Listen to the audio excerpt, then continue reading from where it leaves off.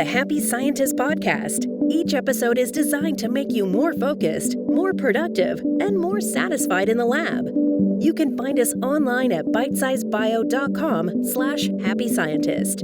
Your hosts are Kenneth Vogt, founder of the executive coaching firm Vera Claritas, and Dr. Nick Oswald, PhD, bioscientist, and founder of Bitesize Bio.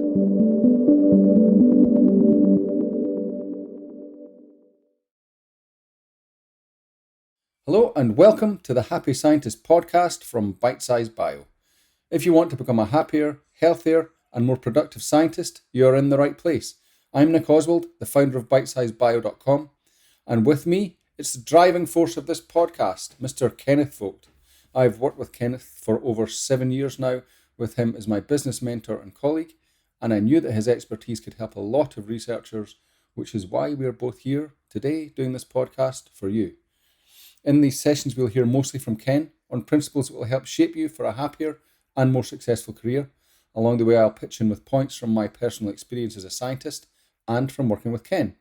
Today, we will be talking about the challenge in differentiating between science and scientific opinion, a topic that I think is very important. If you find this episode useful, you might want to go back and look at episodes 1 to 9 of the podcast, in which we talk about the foundational principles of human needs, core mindsets, and charisma factors, which we'll be referring to in this and all future episodes. So let's go and bring in the man himself. Kenneth, how are you today? Doing great, Nick. How are you? You know, it's interesting. This topic came up because Nick and I were just having a conversation, and the more he kept riffing on this topic, the more I thought, everybody needs to hear this. We need to be having this discussion in public. And it's an interesting problem that is being faced, especially in the current crisis situations. People look to you as a scientist and like, surely you have the answers. And you want to have the answers. But often what you have to offer isn't, 2 + 2 = 4, a hard fact. It's an educated opinion and, a scientific opinion, but it's still an opinion, and it's still a work in progress. So we're going to talk about that today. We're going to talk about how that may put you under a certain kind of pressure, how you can get out from under that pressure, how you can make sure that you're putting out the best science out into the world without steering people wrong, and how you can keep people open to hearing the evolution of knowledge as it comes along. Because as we've seen during this COVID thing, there's so much that is we're learning day after day. So every day we have to look at it and say, hey, do we still believe the same things we believed yesterday? Because sometimes the answer is no, and you want to get that clear. And it's really easy for people to say, well, first you said this and then you said that, and you're just flip-flopping all over the place, and how can we trust you?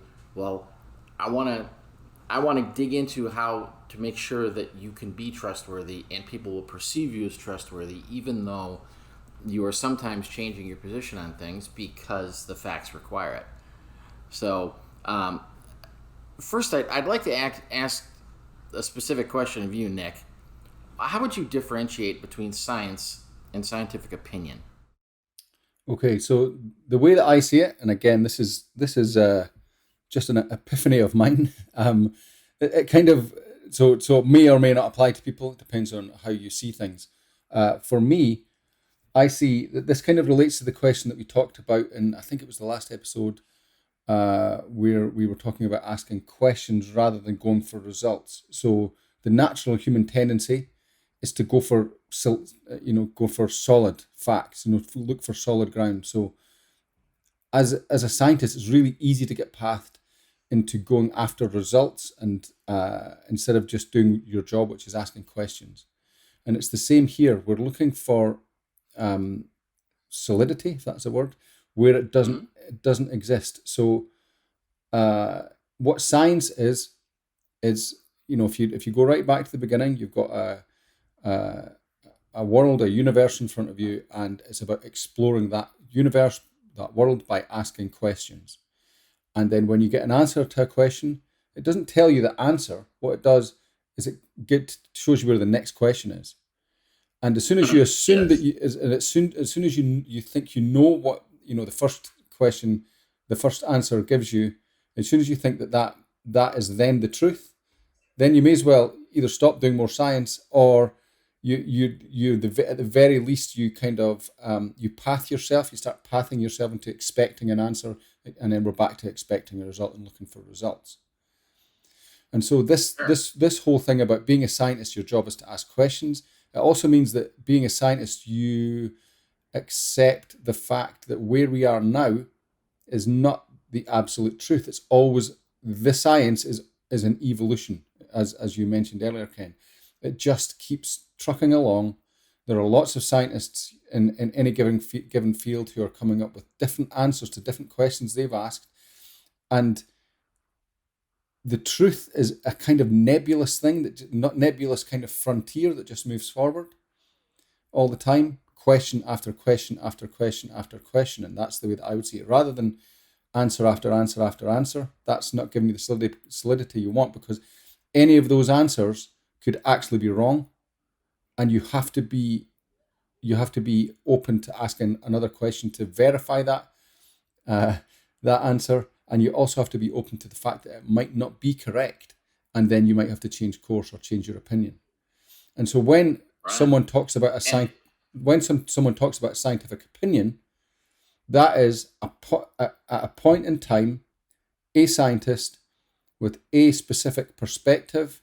That is that they have expertise in a given area. They've read these papers. They have these XYZ personal biases and so on. And this is their opinion on what the answer to the next question will be. And that is a useful thing to know, because they're the ones that are most likely to be able to look over the edge and say, well, it's most likely to be that, but it doesn't mean it's the truth. It means it's an opinion, a perspective-based opinion. And that's why when you look at scientific opinion, there is, no matter what the topic, there is always a spectrum. And each part of that spectrum of opinion is important, because they all represent the possible next generation of the evolution. And there are lots of examples of where science has been pathed and then realized we've gone down the wrong path, and it can be because people have been stuck on that, that they thought they were standing in truth when they weren't. Then it's a painful scenario and expensive sometimes to go in the other direction. So you bring up something interesting. There are times when you can state with certainty that something is true, and then there are other times where you can't say it with certainty, but you can say it with probability. And then there are the times when we don't know, but my educated guess is this. So how do we differentiate then? How do we make sure we're getting clear to people that, look, I'm saying 2 + 2 = 4. That's not going to change. That's how it is. I'm saying this is what I know because this is an area of expertise for me, and this is what I know. Or I'm saying it would, based on what's happened so far, what I think is going to happen next is this, but we still have to find out. And how do we go about getting that across in that way, making sure we're understood is the question. And I could put that to you, Nick. I don't know if it's a fair thing to ask you, but if you have an answer, I'm willing to hear it. Yeah, okay. I'll try my best. It's not an easy question to answer, but I would just say, in terms of the general sort of stuff we're talking about here in this podcast, is how can you sit in peace as a scientist? How can you operate from a pristine position so that you're not being dragged down the pathways that human nature tends to want to drag a scientist? And so the question here then is, when you are asked for a scientific opinion, or even when you listen to a scientific opinion, where I think it's what you framed out there was really good there, that there are different levels of opinion. Some things are just hard fact, 2 + 2 = 4, but I would argue that no matter how unlikely you think it is that 2 plus 2 won't equal 4, you've got to maintain a small degree of doubt that that is the truth. Right, regardless Okay. of how much of as a scientist, you've just always got to have that little bit of flexibility to be, and that's an extreme, obviously, but there are things that will feel to you like it's 2 plus 2 equals 4, when it isn't. That's just ended up being an illusion, and unless you're flexible, then it won't be, you won't be able to. It'll be more difficult for you to see it. Right through to this is my opinion, and my considered opinion, and it's not necessarily truth. It's just one of the possible interpretations. And I think that all of those are absolutely valid. Of course they are, and they all have, giving your opinion is an important thing. That could be a relative asking you something, and you have, as someone with a scientific training, you have a different level of perspective that they don't have, and so your perspective counts, even though it's not necessarily true. It's still just a perspective, and I think that the key is having some humility and some kind of self-discipline in keeping yourself aware that you don't know. Well, not that you don't know, that what you're saying might not be true, and try and get a gauge. It doesn't, in a way, it doesn't actually matter how, or does it? Yeah, that's an interesting one. Well, I will take that question on there for you. This becomes a matter of communication and making sure that you're understood. And we'll definitely be talking about communication in other episodes, but just a quick little thing to add into this, you got to differentiate between what I said and what they heard, and then what they understood. You have a thought in mind, and then you say something, and then they hear something, and then they translate that in their head, based on whatever else they know, and they get somewhere. And you, as the communicator, have to take responsibility for that final step, which is tough because it's 2 steps away from you. It wasn't even. It's not just what they heard, because you can say, "Well, I said it right." Yes, but you can tell when somebody is not receiving what you're saying, and you got to keep making the effort to make it known. And you commented on something earlier too, and this is just a way that we communicate the things that are not certain, that are our opinion or are have a certain amount of probability. We have to speak in such a way where we're saying, well, in my opinion, or it seems to me, or it seems likely that.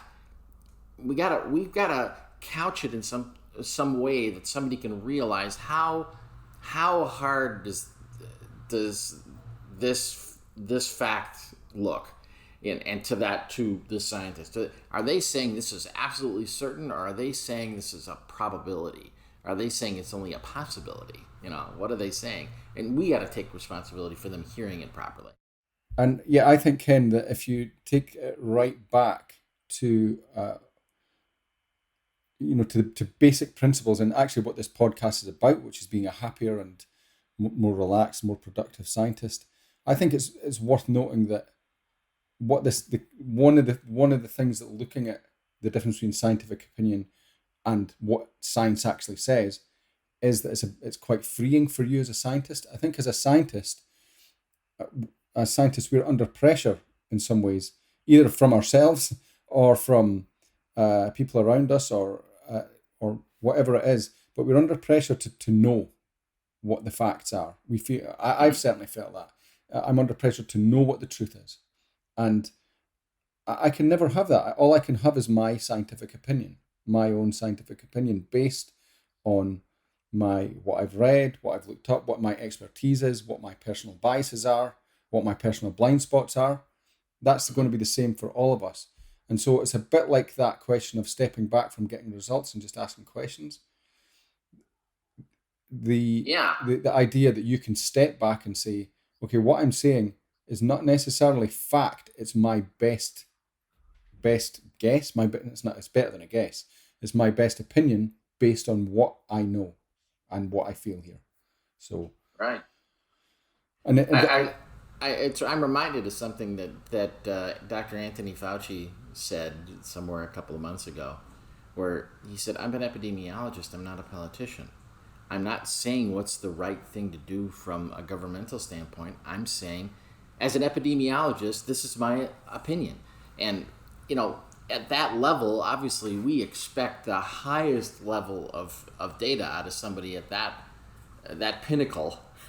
And yet he was saying, I can't give you the final answer because that's not even my job. So it's important that we recognize that when we're talking too, that what we're saying about something is, we're offering a perspective. Yeah. And the important thing, again, from the context of this podcast, is that what this is all about is allowing you to sit back and take the pressure off yourself, the Right. negative pressure, the unhelpful pressure off you, that, you need some pressure. Take the unhelpful pressure off yourself and just be a scientist. What does that mean? As a scientist, you're a person who asks questions and, when required, gives their opinion based on what they know. It's not a question whose job, that's completely different from someone whose job is to get results and should know the truth. As in, Right. if you say something and it's wrong, then that's, a really bad thing. It's not. In fact, what would be the worst position to take would be to someone where, if you believed what you said was correct, and to such an extent that you were inflexible when you were presented with other data that suggested that your answer was incorrect and there was another truth. So there's a couple of scenarios I can imagine that a scientist might find themselves in that would give them either the opportunity for satisfaction or stress. And listen to these scenarios, and then we'll talk about them individually. But anybody who's listening, you can figure out which of these are you, and they may all apply to you at certain times. So, for instance, one scenario would be, I really know what I'm talking about, and I'm hearing a lot of wrong information out there in the world, and I want to fix that. I want to help. Another scenario is people are scrambling, and they come to me begging for answers that I only have fuzzy answers to. I mean, I know better than them perhaps, but I can't say definitively that, it's black and white, and I'm not sure what to do with that, and I don't want to steer people wrong. Or I don't want to be held accountable for offering an opinion that is changeable, and then it becomes time to change it, and now nobody will let me change my opinion. It's like there's something wrong with me. I'm a flip-flopper because I changed my position, and I don't want to be in that position. So I don't even want to talk about this stuff now. Or, here's another scenario. I'm a scientist, so people think they hear that word generically, and they think I'm an expert on everything when I'm only an expert on this stuff over here, and yet they expect me to be an expert on that stuff over there. Okay, so let's look at those scenarios. What do you do in a situation where you really feel like there's wrong information out there and you want to correct the record? How do you approach that? I think that you really need to stand up. You need to that is your position for advocacy. If you this stuff about COVID has been such a case study in this for me.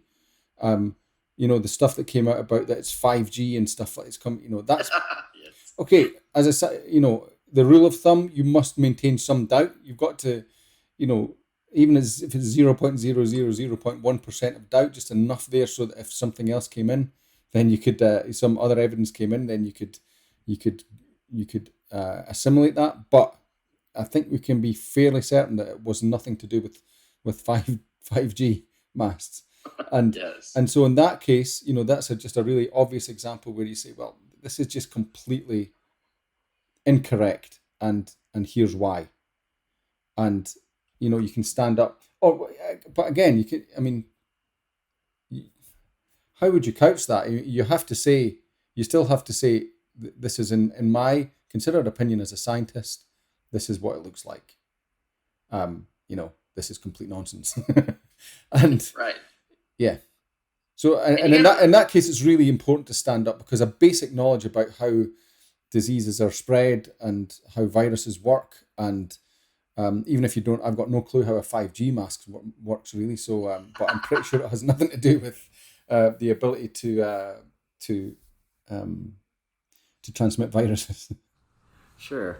And, obviously, we're not going to take any political positions on anything here. That's not what the purpose of this. In fact, we want you to be free to be on opposite sides of this. If you have that, if you've got a basis for what you think is accurate, by all means, speak it so that people can hear it. So if I'm going to talk about that, I say, in my opinion, there's very, very low likelihood that is true. The 5G thing is true. But as a scientist, I must remain open to the possibility, even though it's not one that I would place high on the priority list for investigation. But I think it's just worth putting a little caveat, and it's not a caveat, but a little aside here, is that even me talking about this kind of idea of the difference between scientific opinion and science, I think some people think they're the same thing. I'm just offering a perspective, my perspective, that they're different, and how that can be a more freeing thing for people. And it might be an important distinction. You're completely free to disagree with me, and that's just the way it is. And until I got comfortable with the fact that it's okay for me to give an opinion, my best, most informed opinion, and it's okay for that to possibly be incorrect, and I would never have talked about something like this, because it can ruffle people's feathers, but I'm free. I'm more than happy for people to disagree with me and give me a different opinion. Right. So let me address that part about feather ruffling, because for some of you're disturbed that there's inaccurate information out there, so it's bothering you. So one solution is for you to have a voice and correct the record to the extent that you can. But that can lead to a different kind of stress, because now you can get into conflict with people. And if you're spending all your time on Facebook having flame wars with somebody that is absolutely certain that little green men are controlling us, that you can waste a lot of energy and a lot of effort on that, and it doesn't give you that freedom that having a voice has. All it does is drag you down into a morass. So you really have to pay attention to what's happening in any given moment. If you're communicating, if it feels good, if it feels freeing, by all means continue it. If it feels like it's starting to hurt you, then you got to take a step back and say, okay, do I really need to be doing this? Now, obviously, there are going to be settings where you're required to. You've done your experiments and you're required to do a presentation, and it's not going to be fun because you got results that people weren't expecting, and now you're getting pushback. Well, that may be part of the job. That's a little different story.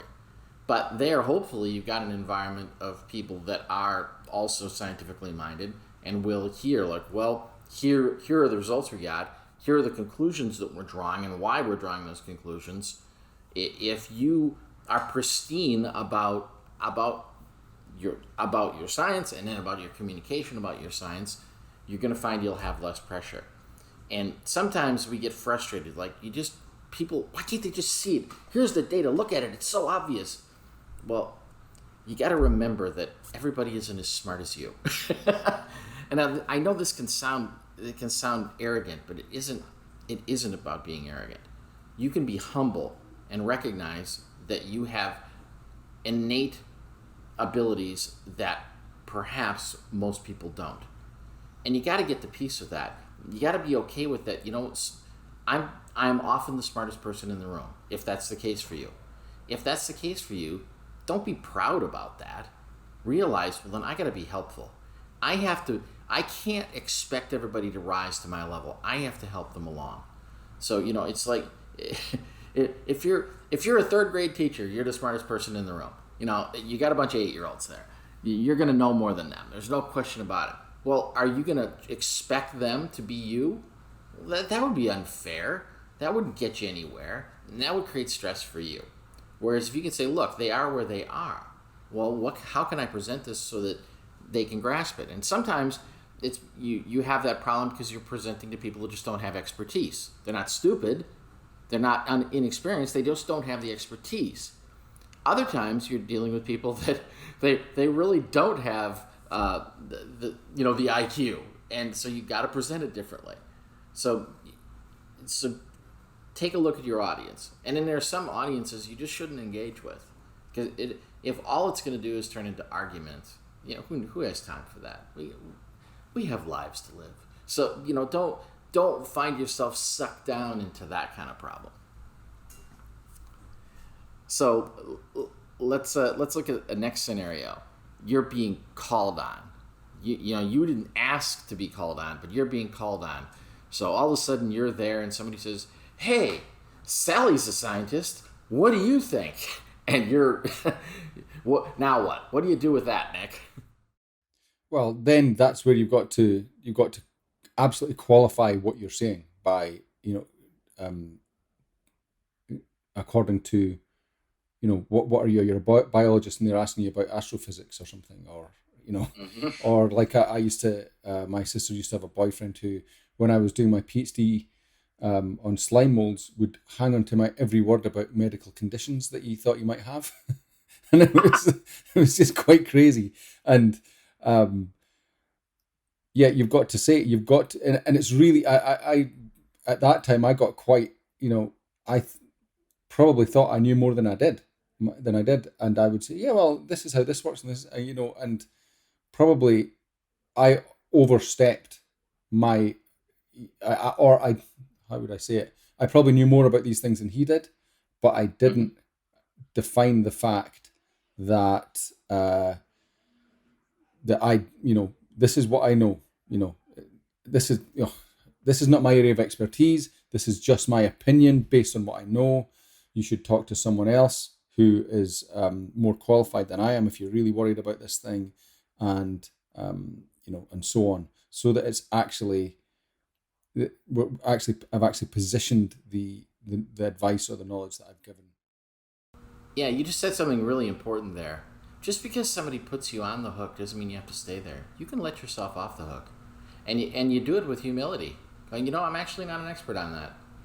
So you can take the charge out of the room, without having to, now I have to opine about something that I'm a little fuzzy on. So there's another interesting thing, and I have a different perspective because I'm not a scientist. I am a computer scientist, and it causes the same problems for me in different areas that happens to you folks. So, for instance, I stepped out of university in 1979. There was a Burroughs 9000 mainframe there. That was the only computer I had ever touched, other than a little Hewlett-Packard thing that had a one-line screen. The world's changed a bit since then, but people still come to me like, "Hey, do you know how to fix my computer?" It's like, well, no, I'm not a hardware engineer. I did software. "Oh, do you know Windows?" Well, actually, no, I don't actually know Windows. I work on Macs. And, there's this whole realm of stuff. Yeah, I probably know more than you do, but I don't know it inside and out, and I don't claim to. So, I'm not going to be putting in your new hard drive for you, and I'm not going to be trying to configure your Windows, because that's not something I know how to do. And I'm not afraid to say I don't know that. And not just because I don't want to be fixing your stuff, but if I know, I'm happy to help. But you can look at it the same way in your realm. You know what you know, and you know what you don't know. So feel free about that. There's an adage out there. We say the older I get, the more I realize how little I know. And I think that sounds interesting. It's true and it's funny. But I think a more accurate way to put it is that the older I get, the more knowledge I realize is available. So, and as a scientist, that's your job, is to uncover that stuff. And the more you realize there's more out there, the better it is. So you're not looking stupid when you say something like that. You're not even looking ignorant. You're looking wise to say, "I don't know." Yeah, and that can be difficult in a situation. Again, this the COVID scenario has been really instructive or really illuminating in how all this works. And when you've seen scientists under pressure to provide answers, and they give the best answers that they have available, but it's completely not qualified, mostly because you're hearing it through the media, but also because a lot of the, in the clamor for results, or for the clamor for information about the virus and so on, a lot of the kind of the traditional processes broke down. Peer review, well, didn't break down. They were just they didn't have time to enact them. So we were working. People were, newspapers are reporting on preprints that haven't been peer reviewed, and a person's opinion on the situation was reported as fact, and that was it was almost like a caricature of science. What happened there in the leading edge of what was being communicated to the public was really so unrefined science, and it was being presented as scientific fact, right, and heavily politicized as well, of course. So this brings up that next scenario of what do you do when the time has come for you to change your position? You said this, but now new data has come in and you realize, nope, we got to actually do the opposite of that, or think the opposite of that. How do you deal with that situation? So I mean, again, this podcast is all about creating peace for yourself as a scientist, right? So that you sidestepping a lot of these pressures, so that you just do your job and you enjoy it and you do it to the best of your abilities. And so, as a scientist, from my training, or how I interpreted my training as a scientist and my early experience as a scientist, if I got it wrong, that's a bad thing, and I did something wrong, and I should feel bad about it, and maybe even try and disprove or deflect or do something about that. But actually, if you are sitting properly in the position of a scientist, that all you're doing is you're presenting your best opinion based on the facts. Your job is to ask the question and see what the answer is. Then you can, if somebody else asks the question and the answer is different then to what you expected or what you said or predicted, it's absolutely fine. It's all part of the job. And there's a distinction between that and not knowing. Not knowing. How would you say this? There's a fine line distinction between creating an opinion based on the best available facts and your knowledge of the area and so on, and that being, it's okay for that to be incorrect, and there's a fine line between that and not doing enough homework, so not informing yourself enough. So the classic would be you're defending your thesis and you set forward an idea, but you didn't do enough. You missed a set of papers that were really important, and so you didn't arm yourself with the knowledge. But and classically, that's a really bad thing, because, well, you didn't do enough reading and so on. And in a way it is, but in a way that's just the learning process as well. Sure. Nobody says you've got to be perfect. Well, maybe your thesis committee says you do, but but in real life, as a scientist, you're not perfect. Your job is to give it your best and not stress about, man, maybe I haven't read every single paper that's available. It's just to be committed for the right reason and not for the stressful reason of, I don't want to ever be proven wrong. And chances are, most of the time, if you're changing your position, it isn't because you did something wrong the first time. It's not that I completely messed up the experiment and got bad data and that's what I reported. No, that's probably not what happened. You had limited data, you reported that, and now you have more data and it requires a change in position, so you change. Now, in those rare moments where it's not imperfect to have limited data. It is imperfect if you have bad data that's your fault. It's bad data because I did it poorly. But, honestly, that doesn't happen that often. You don't usually have that scenario. Your scenario is much more likely that I have limited data. It's good data, but it's limited. Well, okay. hone your craft, become good at what you do. That's part of it. That's one of the things. If you want to be happy as a scientist, get good at it. If you're bad at it, you're going to be unhappy. See, this is another thing where I've experienced situations where I've had bad data because I wasn't doing it correctly. And It again, can it's just happen. one of those situations that the and again, depending on your your outlook on life and who's around you and so on, that can be a reason to just be down on yourself about, I'm not doing this experiment properly. I can't get this thing to work. Um, it's that's but I think that the peaceful position is to go back to, well, this is the part of my job. Part of my job is to learn this technique Hmm. so that I can ask the questions properly, to make sure that I am including all of the scientifically relevant safety nets that make sure that if I get data from this technique, then I know whether it's good or bad. I'm doing the controls, it's reproducible, the experiment's designed properly. You can go back to those fundamentals with just care, taking care and taking responsibility for the work you're doing. And you can also get help with setting, find with a mentor to help to set those things up correctly. And then when you're executing the experiments, you make sure you listen to what that experiment is saying to you, Right. and don't just, oh well, that band appeared, so yes, okay, that's the answer I was looking for, let's move on. You make sure that it is absolutely pristine, and then so you accept that. Again, that's another part of moving away from the pressure from results, another benefit of moving away from the pressure for results.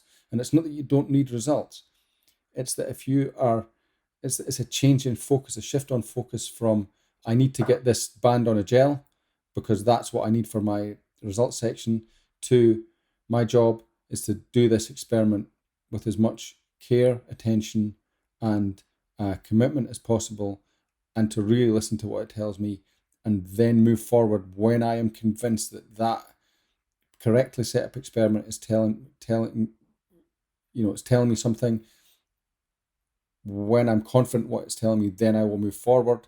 And if it turns out that that was wrong, then I can take a step back and examine why it was wrong. But at the time of accepting the result of that experiment, to the best of my scientific ability, did I think that this was the correct answer? Yes. So that's fine. That as a scientist, you've done your job. That's completely different from chasing the result and bashing through an experiment, skimping on the controls, skimping on the design, getting what you think was the right band, zooming in on it, saying that's cool, we'll take that on to the next experiment, which sounds like terrible. But I've seen a lot of scientists who do that, or who've done that in my circles previously. So and it's a stressful life, and it's not really science. And Right.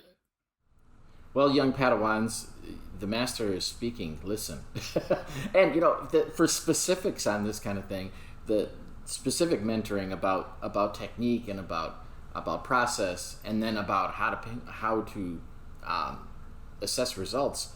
There's a lot of things on Bitesize Bio that'll content that's there that's explicitly about what it is you're doing in any given area. There's so much information there, and that if you don't have a living, breathing mentor in front of you, you have a resource like Bitesize Bio that can help you with that.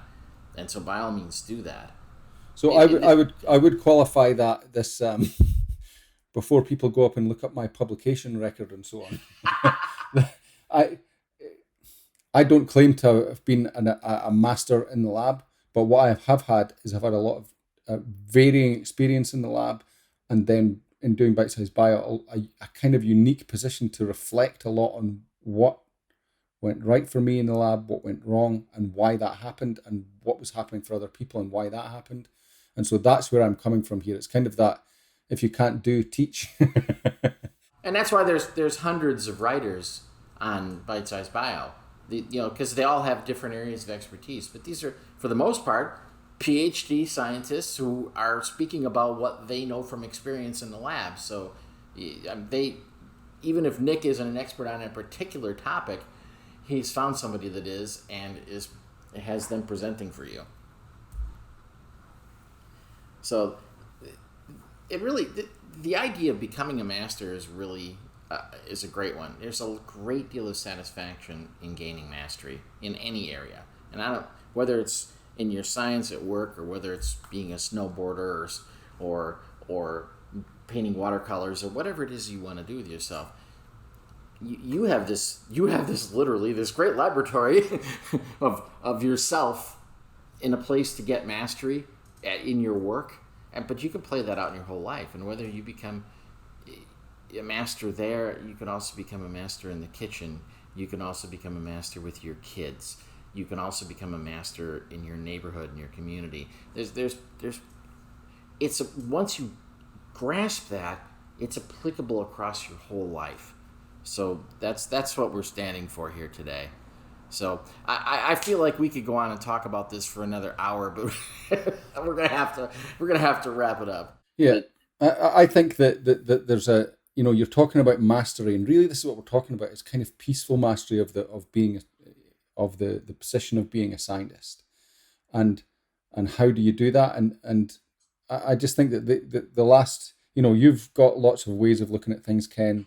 The last two have been something more about what I've, a view that I would take towards that central goal of becoming more peaceful, becoming more effective as a scientist.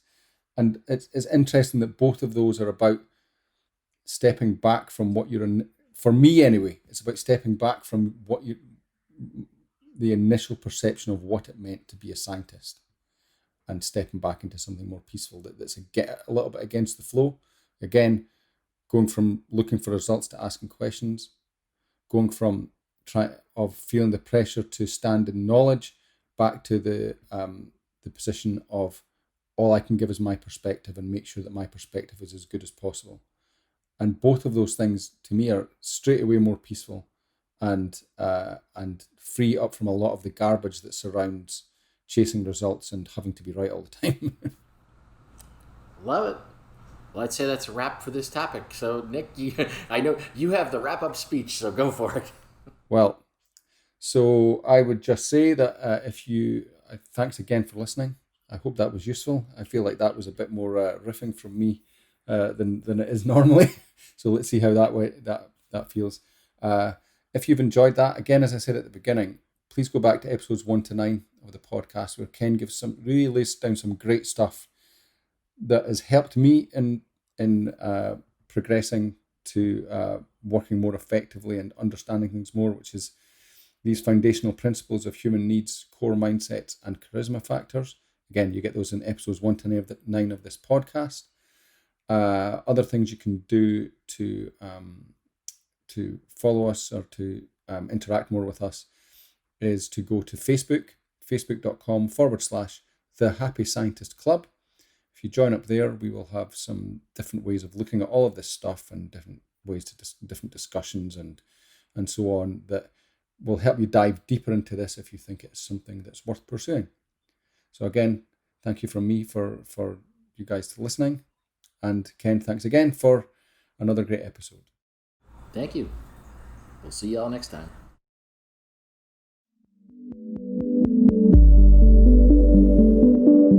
The Happy Scientist is brought to you by Bitesize Bio, your mentor in the lab.